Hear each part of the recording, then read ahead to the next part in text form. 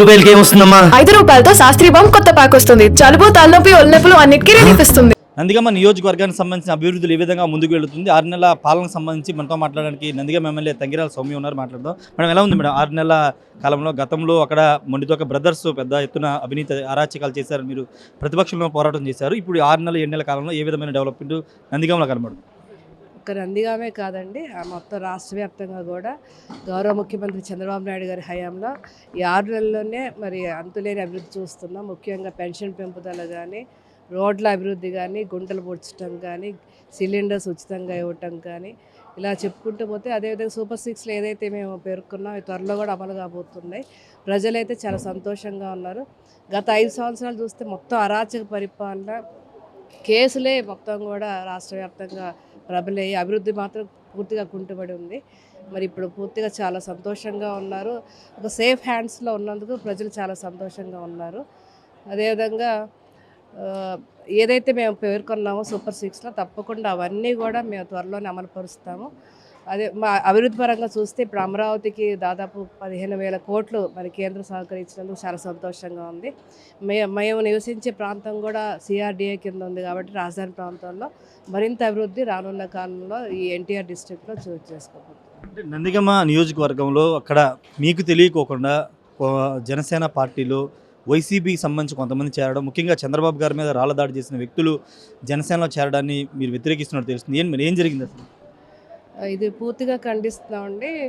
ఏదైతే ఇప్పుడు చేర్పులు జరుగుతున్నాయో జనసేనలో కానీ బీజేపీలో కానీ, వాళ్ళ స్కిన్ కాపాడుకోవటానికి గత 5 సంవత్సరాలు మమ్మల్ని వేధించిన, మా మీద అక్రమంగా కేసులు పెట్టిన వాళ్ళు కానీ, మమ్మల్ని దూషించిన వాళ్ళు కానీ, స్వయంగా మా అధినేత చంద్రబాబు నాయుడు గారి మీద దాడి చేసిన వాళ్ళు కూడా ఈరోజు పార్టీ మారి మరి జనసేనలోకి వెళ్ళాలని చూస్తున్నారు. దీన్ని మేము సమన్వయ కమిటీలో పూర్తిగా ఖండించాము.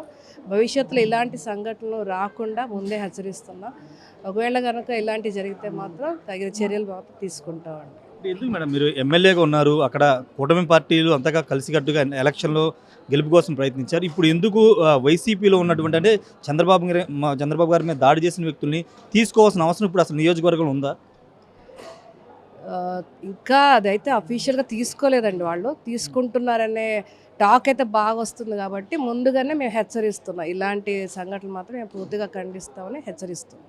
ఇంకోటి, నందిగామ నియోజకవర్గానికి సంబంధించి అక్కడ సహజ వనరులు దోపిడీ గురవడం పట్ల కూడా నిన్న మీరు సమన్వయ కమిటీ సమావేశంలో కొంత అసహనం వ్యక్తం చేశారని తెలుస్తుంది. ఎందుకు మేడం ఈ పరిస్థితులు వచ్చాయి? ఇది నాయకులందరినీ కూడా ఒక తాటి మీద తీసుకురావాలని చెప్పి, అదేవిధంగా ఎమ్మెల్యే ఈ డామినేటెడ్ పదవుల్లో కానీ ఇవన్నీ కూడా ఎమ్మెల్యేదే తుది నిర్ణయాన్ని ఒక హెచ్చరిక మేము జారీ చేయడం జరిగింది. ఎందుకంటే కొంతమంది బైపాస్ చేసి పై నాయకులకు కానీ వేరే ఇతర జిల్లాలోని మంత్రులకు కానీ అడిగి వాళ్ళ పదవులు డిక్లేర్ చేసేసుకుంటున్నారు.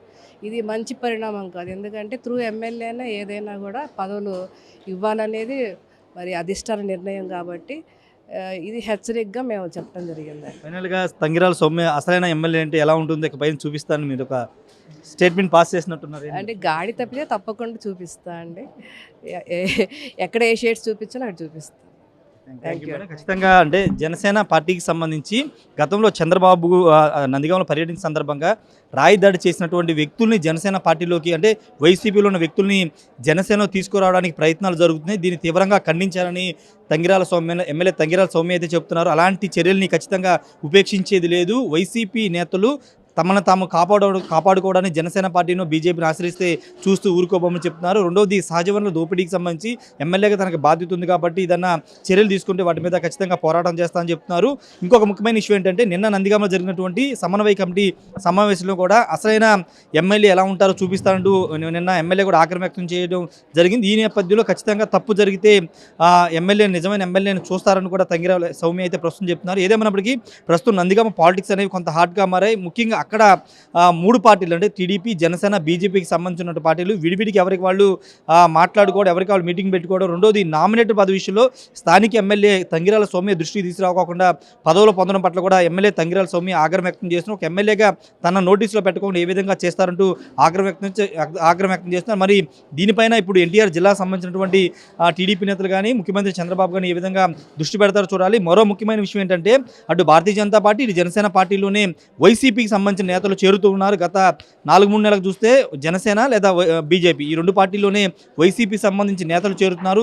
దీన్ని కూడా చాలా పెద్ద స్థాయిలో టీడీపీలోని నేతలందరూ కూడా ఆగ్రహం వ్యక్తం చేస్తున్నారు, వ్యతిరేకిస్తున్నారు. ఈ నేపథ్యంలో నందిగామలో ఏకంగా మాజీ ముఖ్యమంత్రి ఉన్నటువంటి చంద్రబాబు మీద రాళ్ల దాడి చేసినటువంటి వాళ్ళని జనసేనలో చేర్చుకుంటే ఊరుకోబోమని తంగిరాల సౌమ్య అయితే హెచ్చరిస్తున్న పరిస్థితి ఉంది. కెమెరా పర్సన్ శ్రీనివాస్తో రాజేష్ RTV విజయవాడ నుండి. మరిన్ని వీడియోస్ కోసం ఛానల్ ని సబ్స్క్రైబ్ చేయండి. లేటెస్ట్ అప్డేట్స్ కోసం వాట్సాప్ ఛానల్ ని ఫాలో అవ్వండి. ఆ లింక్ డిస్క్రిప్షన్ లో ఉంది.